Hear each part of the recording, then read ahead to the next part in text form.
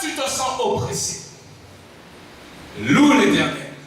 Quand tu te sens déprimé, loue l'Éternel. Amen. C'est une arme puissante. Parce que Dieu siège au milieu de la louange de son peuple. Amen. La louange détruit le règne du mal, du malin, et amène le règne de Dieu. Alléluia. La louange permet une transition de royaume, une transition d'influence. Quand tu commences à louer Dieu, là où il y a les ténèbres sont chassées et le royaume de Dieu apparaît. Amen. Parce que Dieu vient établir son trône au milieu de la louange du peuple de Dieu. Amen. Amen. Le trône de Satan est détruit et remplacé par le trône de Dieu. Là où nous, en tant qu'enfants de Dieu, appelés à révéler sa gloire, nous décidons de le louer. Amen. La louange te fait passer du parvis du temple et te transporte dans le lieu très saint, dans le saint des saints. Amen. La louange, dans le temple, il y a trois parties principales. Il y a le parvis, le lieu saint et le lieu très saint. Le parvis, c'est lorsque tu es focalisé sur toi. Vous comprenez ça? Merci pour la journée, pardon pour mes péchés, Seigneur, donne-moi à manger. Ça, c'est le parvis. Et les actions de grâce que nous rendons à Dieu à ce moment-là, dans le parvis, nous poussent à le louer pour ce qu'il a fait. Amen. Amen. Pour qui il est. Pour ce qu'il est. Amen. Cette louange-là révèle une partie de la personnalité de Dieu qui fait que Dieu se révèle également comme ça au moment où nous le louons. Je ne sais pas si c'est clair. Satan veut te faire croire que Dieu t'a abandonné. Mais quand tu commences à louer Dieu, Dieu se révèle comme le Dieu qui n'abandonne pas ses enfants. Amen. Par conséquent, les plans de l'ennemi échouent. Et en même temps, la louange, à force de louer Dieu, tu dévoiles, je dirais, tu acclames, tu célèbres tellement les attributs de Dieu que finalement, tu te retrouves plus loin de ses attributs dans sa présence. Amen. Il y a une différence entre les attributs de quelqu'un et la personne elle-même. Connaître les attributs de Dieu te permet de le découvrir intimement en tant que personne. Amen. Amen. Je ne sais pas si c'est clair. Moi, je prêche. Si vous n'avez pas compris, voyez-moi à la fin. Révéler les attributs de Dieu. Lorsque nous louons Dieu, nous révélons des attributs de Dieu, la splendeur de Dieu. Mais cette louange nous transporte jusque dans l'intimité. Vous pouvez savoir qu'un médecin est un bon médecin. Vous dites c'est un bon médecin, c'est une forme de louange aussi. C'est un bon médecin, il est bon, oui, il est très... Mais vous ne le connaissez pas intimement. Amen. Mais c'est là, par la louange, que nous pouvons connaître Dieu intimement. Et c'est à ce moment-là que l'adoration commence. Amen. L'adoration commence lorsque nous avons accompli cette œuvre qui est de révéler la splendeur de Dieu par la louange. Amen. Alléluia. Amen. Il y a des endroits où Satan ne peut pas entrer. Si tu restes dans le parvis, tu seras attaqué parce qu'il y a encore le poids de la culpabilité dans le parvis. Quand tu commences à entrer dans le lieu saint et à révéler, à célébrer Dieu pour qui il est, pour ce qu'il fait, à le louer, Satan perd pied. Parce que là où il y a la louange, il y a le règne de Dieu qui vient. Mais c'est une chose de connaître le règne de Dieu. Mais c'est encore une dimension supérieure que de connaître Dieu personnellement.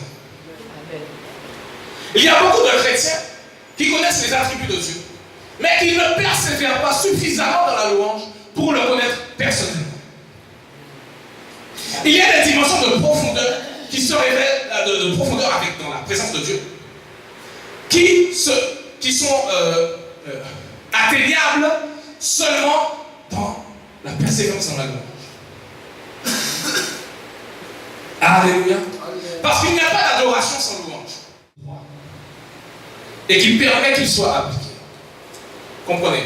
Lorsque vous croisez un douanier ou un gendarme, à quoi vous reconnaissez qu'il s'agit d'un douanier ou un gendarme? À son vêtement. Amen. Amen. Vous pouvez être le meilleur chauffeur du monde. Quand vous voyez une voiture bleue avec des gyrophares, vous ralentissez. Parce que le vêtement, même le revêtement de la voiture, des couleurs bien particulières, vous informe qu'il y a une autorité qui est présente. Amen. Il y a beaucoup de gens qui parlent de Dieu dans le monde. Il y a beaucoup de gens même qui citent le nom de Jésus. Mais quelle est la différence entre nous, chrétiens, lorsque nous disons au nom de Jésus, et qu'un païen prend le nom de Jésus et qui dit au nom de Jésus? C'est que l'Esprit de Dieu en nous, Amen, atteste que nous avons le droit officiel d'utiliser le nom de Jésus. Amen. De même, la louange révèle que nous sommes enfants de Dieu et que donc nous ne sommes plus sous l'autorité du mal. Pourquoi? Il y a des niveaux. C'est compliqué, Seigneur, vraiment dit. Comment je peux expliquer ça? Il faut comprendre que certains niveaux spirituels de relation avec Dieu sont plus ou moins atteignables, même par certains religieux. Mais la dimension de la louange par le Saint-Esprit, c'est autre chose. Amen. Amen. Comme j'expliquais pour l'onction, avant ta conversion, le Saint-Esprit était avec toi pour te convaincre de péché, de justice et de jugement. Tu n'étais pas loin du paradis. Tu n'étais pas loin du paradis. Quand tu as accepté Jésus, il est venu en toi. C'est une autre dimension. Et quand tu décides de servir Dieu, non seulement il est en toi, mais il vient sur toi. Amen. 3 dimensions. Pareil, dans le monde, même dans certains mouvements très religieux, avec des fausses doctrines, quand ils prennent un cantique, ils ont une petite révélation de Dieu. Mais la marque de ceux qui adorent Dieu en esprit et en vérité, c'est justement le fait de pouvoir entrer dans cette dimension d'adoration-là. Amen. Amen. C'est dans la louange que le sceau de l'esprit, Amen, le Saint-Esprit vient comme un sceau. Amen. Comme un sceau, pour attester que nous sommes enfants de Dieu. Mais ce sceau-là devient visible, même dans le monde des ténèbres, lorsque nous entrons dans la louange. Amen. Il est déjà visible. Mais non seulement il est visible, mais il exerce une puissance. La puissance derrière le sceau de l'esprit se manifeste contre les ténèbres. Amen. Voilà pourquoi la Bible parle du diadème dans Ésaïe 63. Un diadème au lieu de la cendre. Le monde des ténèbres, de la mort, c'est la cendre. Vous voyez? Mais la louange vient révéler le diadème du Saint-Esprit. Le diadème est une marque de distinction. Oui. Je vous disais tout à l'heure, j'ai vu un esprit mauvais qui avait un diadème. Vous savez qu'il s'agissait d'une principauté. En tout cas, c'est un démon de haut rang. Parce que le diadème est une marque de distinction. Et nous, enfants de Dieu, nous sommes appelés à être distingués. Nous devons faire la différence. Amen. Nous devons faire la différence. Le monde des ténèbres doit savoir que lui, là, c'est pas n'importe qui. Amen. Il faut arrêter de se laisser maltraiter. S'il y a quelque chose qui ne va pas et que la médecine ne trouve rien, et même si la médecine trouve quelque chose, à un moment, il faut dire que ça suffit. Il y a des choses que Dieu permet. Il y a des choses que Dieu permet. Mais il y a des choses qui viennent de Satan aussi. Si vous prenez la parabole du semeur, la première chose, ce sont les oiseaux qui sont venus enlever les semences au bord du chemin. Les 3 autres dépendaient de là où la graine était tombée, en fonction du cœur de la personne. Amen. Mais il y avait parmi les 4, quand même, un cas où c'était des oiseaux, c'est-à-dire des démons qui étaient venus enlever la semence. Je ne suis pas là pour faire des pourcentages. Mais sur environ 4 problèmes, il y en a toujours un qui vient de Satan.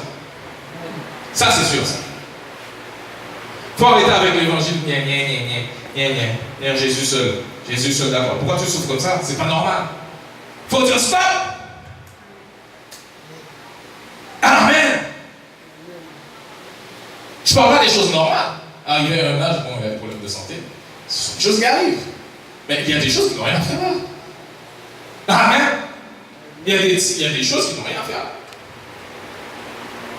Qui ne sont pas normales. Toi-même, tu sais que ce n'est pas normal. Toi-même, tu sais qu'il y a un truc qui cloche. Tu fais rien, tu regardes. Non. Non, non, non. Et j'insiste, non. Amen. Tu dois prendre autorité. Amen. Tu dois persévérer dans la louange. Quand il y a des messages contraires, c'est là que tu dois encore persévérer. Amen. Amen. Alléluia. Le diadème, c'est le symbole du sceau de l'esprit. Éphésiens 4:30.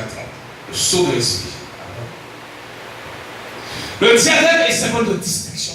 Il est symbole de royauté. Amen. Symbole de royauté. La Bible dit que nous sommes des rois. Dans notre position spirituelle, nous sommes des rois. Nous sommes sous l'autorité du roi des rois. Personne ne peut dire Jésus est Seigneur si ce n'est par le Saint-Esprit. Quand tu déclares Jésus-Christ est Seigneur, c'est de la louange. Mais tu ne te rends pas compte que quand tu déclares que Jésus-Christ est Seigneur, que Jésus-Christ est le Seigneur des Seigneurs. Donc quand tu déclares Jésus-Christ est Seigneur, qu'est-ce que tu révèles? Comprenez la profondeur de la louange. Jésus-Christ est Seigneur des... Quand tu dis Jésus-Christ est Seigneur, tu annonces que tu es sous l'autorité du Seigneur et que toi aussi tu es Seigneur par rapport à l'ennemi. Amen. Je ne sais pas si tu as compris. Amen. Je dis, quand tu loues Jésus et que tu déclares que Jésus-Christ est Seigneur, il est ton Seigneur, tu es en train de révéler au monde des ténèbres que parce que Jésus-Christ est Seigneur, toi tu es Seigneur sur eux. Amen. C'est-à-dire que tu es plus fort qu'eux, tu es au-dessus d'eux. Parce que Jésus-Christ est ton Seigneur et qu'il est Seigneur des Seigneurs, toi tu es Seigneur. Tu n'es pas Jésus le Seigneur, mais tu es Seigneur par rapport au monde des ténèbres. Amen. Alléluia. Amen. Tu as l'autorité. Tu as le droit de dire à Satan, saute lâchement. Tu peux poser un interdit. Tu peux déclarer, je mets un interdit qu'aucun sorcier ne survole ma maison. Et s'ils essayent, ils vont tomber. Amen. Ouais. Je vous dis ça, déclare ça sur ta maison. Aucun sorcier ne survole. Je mets un interdit au nom de Jésus. Tu verras, il y en a qui vont tomber. Après, ils vont te demander pardon. Il faut arrêter les bêtises. Amen. Hébreux chapitre 7, verset 17. Pour bien expliquer qui nous sommes et pourquoi nous devons persévérer dans la louange. En quoi cela correspond à notre destinée. Hébreux chapitre 7, verset 17. En parlant de Jésus, en parlant du Seigneur Jésus, la Bible dit: de fait, ce témoignage lui est rendu. Tu es prêtre pour toujours à la manière de Melchisédek. Tu es prêtre pour toujours à la manière de Melchisédek.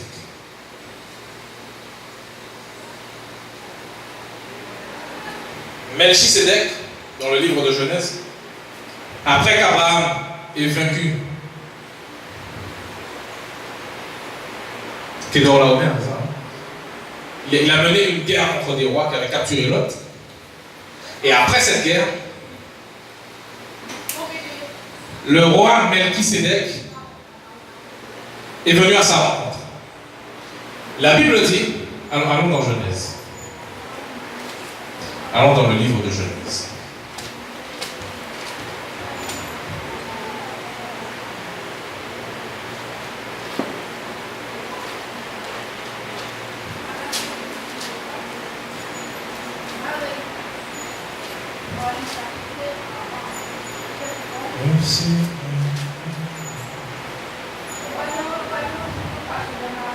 Genèse chapitre 14, verset 17. Ouais, c'est bien ça. Il avait vaincu le roi Kedorlaomer.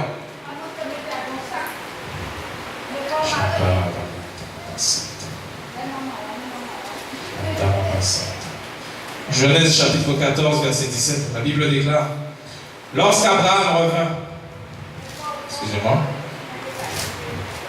lorsqu'Abraham revint de sa victoire sur Kedorlaomer et sur les rois qui étaient ses alliés, le roi de Sodome sortit à sa rencontre dans la vallée de Chavé, c'est-à-dire la vallée du roi. Melchisédek, roi de Salem, fit apporter du pain et du vin. Il était prêtre du Dieu très haut. Amen. Melchisédek, roi de Salem, fit apporter du pain et du vin. Il était prêtre, c'est-à-dire sacrificateur du Dieu très haut. Melchisédek avait un type de règne qui se distinguait des autres rois. Il était à la fois roi et sacrificateur. Roi et sacrificateur. Il était roi et prêtre, sacrificateur. Amen. Et donc par cela, il se distinguait des autres rois. Par cela, il se distinguait dans son règne des caractéristiques que manifestaient les rois qui étaient dans le monde. Et si nous retournons dans Hébreu, nous allons comprendre que Melchisédek était en fait Jésus lui-même, qui s'était incarné pour la première fois pour venir à la rencontre d'Abraham. Amen. Mais cette fois-là, il n'était pas venu pour mourir à la croix. Mais il était venu révéler par quel type de règne le Messie allait venir, du moins, quel type de règne il allait établir. Alléluia. Amen. Quel type de règne le Messie allait établir. Ce n'était pas un roi comme les rois égyptiens. Pas un roi qui était là pour dominer sur le peuple. Mais il était à la fois roi et serviteur du peuple en étant sacrificateur. Et c'est la caractéristique de Jésus. Et il était venu se révéler à Abraham. Jésus s'est incarné 2 fois. La première fois, il est venu en Melchisédek. La deuxième fois, il est venu en tant que Jésus-Christ de Nazareth pour mourir pour le péché. Mais Dieu était tellement proche, Abraham était tellement proche de Dieu, il y avait une telle relation avec eux, que Dieu c'est comme... Nous qui sommes enfants de Dieu, nous avons également ces 2 caractères en nous. Par le Saint-Esprit. De 1 Pierre, chapitre 2, verset 9. Vous, au contraire, vous êtes une race élue, un sacerdoce royal. Un sacerdoce royal. Je reprends la seconde 21. 1 Pierre 2, 9. Vous, au contraire, vous êtes un peuple choisi, des prêtres royaux. Et là, on retrouve les 2 caractères du Messie, du règne de Dieu, en nous, par le Saint-Esprit. Serviteur et roi. Amen. Serviteur et roi. Vous comprenez la signification de l'échelle de Jacob quand il était à Bethel. Amen. Jacob a eu la vision d'une échelle, c'est dans le livre de Genèse. A eu la vision d'une échelle où des anges montaient et descendaient.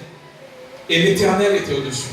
Jésus a révélé plus tard que lui, il était cette échelle qui permettait l'accès, amen, qui ouvrait la porte entre le ciel et la terre. Amen. Amen. Et nous, en tant qu'Église, nous sommes dans ces 2 dimensions-là. Serviteurs de Dieu sur la terre, mais assis dans les lieux célestes, en Jésus-Christ, à la droite de Dieu. Amen. Alléluia. Ézéchiel 47. Ensuite, l'homme m'a fait revenir vers la porte du temple. J'ai vu que de l'eau sortait sous le seuil du temple, à l'est, car la façade du temple était orientée à l'est. L'eau descendait sous le côté droit du temple, au sud de l'autel. Puis il m'a fait sortir par la porte nord, il m'a fait faire le tour par dehors jusqu'à la porte extérieure qui est orientée à l'est. J'ai vu que l'eau coulait du côté droit. L'homme s'est avancé vers l'est, il tenait un ruban à mesurer. Il a mesuré 500 mètres d'eau.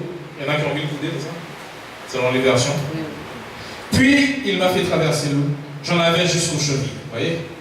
Le problème du péché est traité. C'est la première dimension.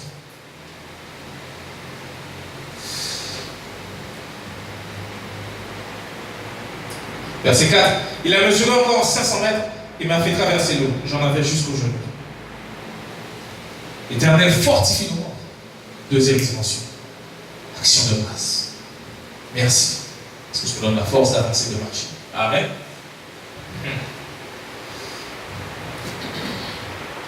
Il a mesuré encore 500 mètres et m'a fait traverser, j'en avais jusqu'à la taille. Il ceint mes reins de force. Amen. C'est la louange. Vous voyez? Là, on est dans la dimension de la louange. Confession, traitement de la culpabilité. Action de grâce, maintenant, on est au niveau de la louange. Et quatrièmement, là, on entre dans l'adoration. Il a mesuré encore 500 mètres, c'était devenu un torrent que j'étais incapable de traverser, car l'eau était si profonde qu'il fallait y nager. C'est un torrent qu'on ne pouvait pas traverser. Alors il m'a dit, as-tu bien regardé, fils de l'homme? Puis il m'a entraîné et ramené au bord du torrent. Il y a des dimensions dans la profondeur de l'onction, dans la profondeur de la relation avec Dieu, où c'est Dieu lui-même qui te sort de là. Écoutez, Dieu est saint. Non, parce que je vous enseigne la louange, je vous enseigne à entrer dans la présence de Dieu. Mais souvenez-vous que Dieu est saint. Amen. L'apôtre Paul, si on lit bien les épîtres de l'apôtre Paul, l'apôtre Paul avait une telle crainte de Dieu que des choses que nous pensons être normales, où nous sentons que Dieu peut tolérer ça chez nous, lui, il avait peur d'être carrément disqualifié de perdre son salut. Amen.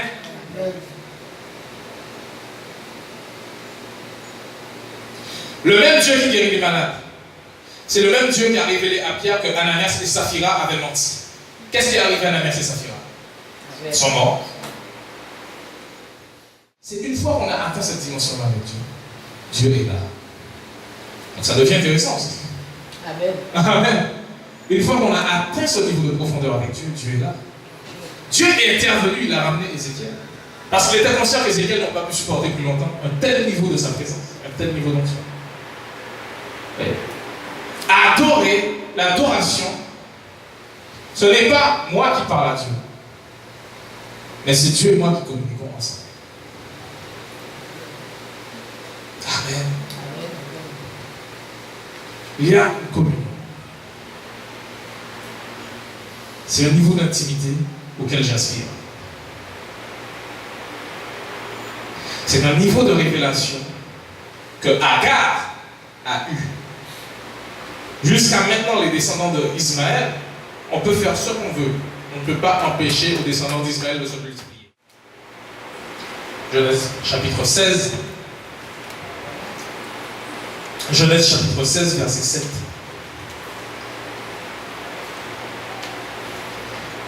Cette fois-ci, Agar était en tort.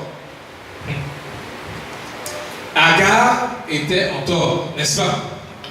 Elle a été maltraitée par Sarah, sa maîtresse, la femme d'Abraham.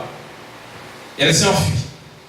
L'ange de l'Éternel la trouva près d'une source d'eau dans le désert, près de la source qui est sur le chemin de Chour. Il dit, Agar, servante de l'Éternel, d'où viens-tu et où vas-tu?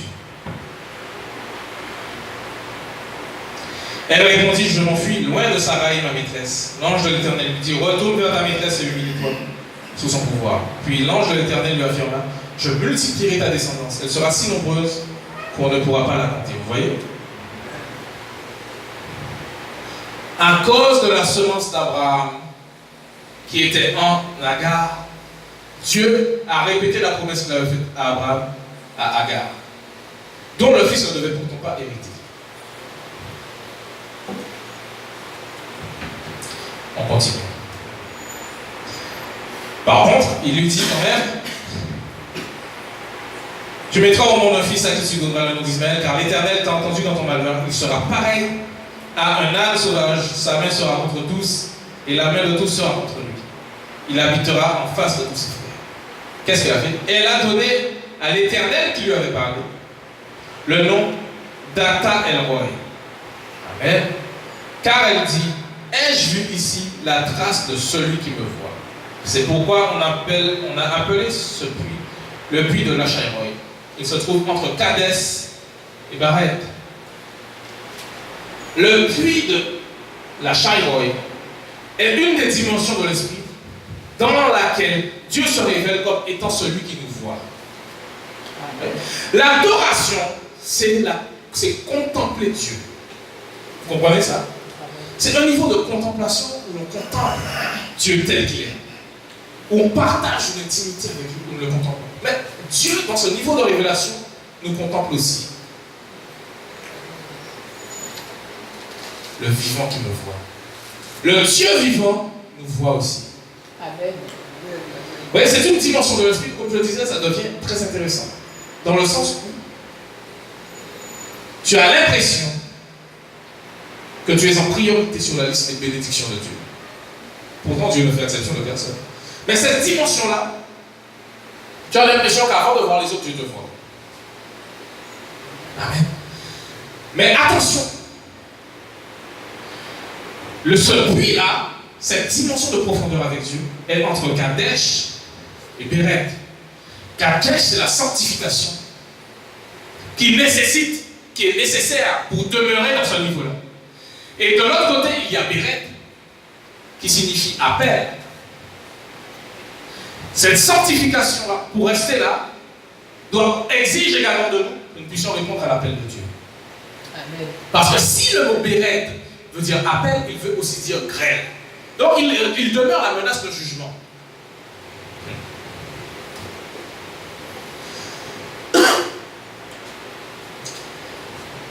Ce niveau de révélation-là demande une sanctification profonde, demande une obéissance à l'appel de Dieu. Voilà pourquoi il est important de connaître son appel. Mais il faut savoir qu'il demeure la menace d'un jugement.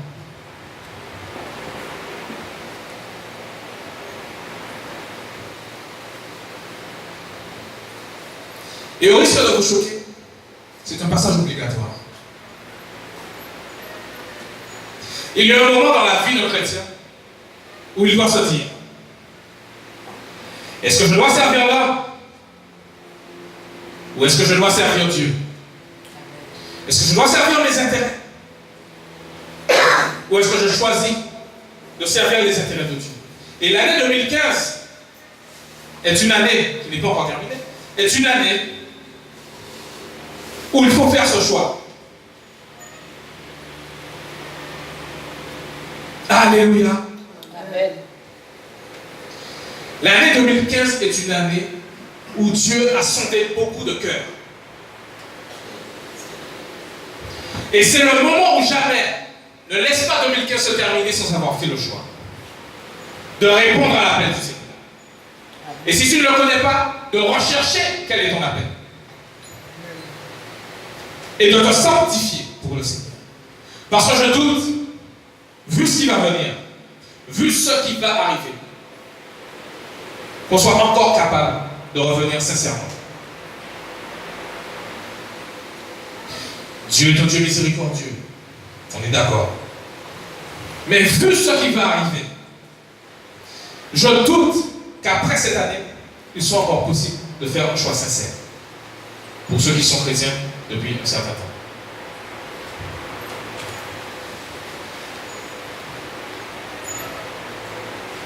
Mais tout ça, de toute façon, commence par la louange. Il faut bien commencer quelque part. Que la louange fasse partie de ton quotidien. Amen. Si tu fais le choix de servir Dieu, intègre la louange dans tout ce que tu fais. Parce qu'il faut que Jésus soit élevé. Il faut qu'il grandisse et que je diminue. Alléluia. Donc je vous exhorte et j'aimerais que pasteur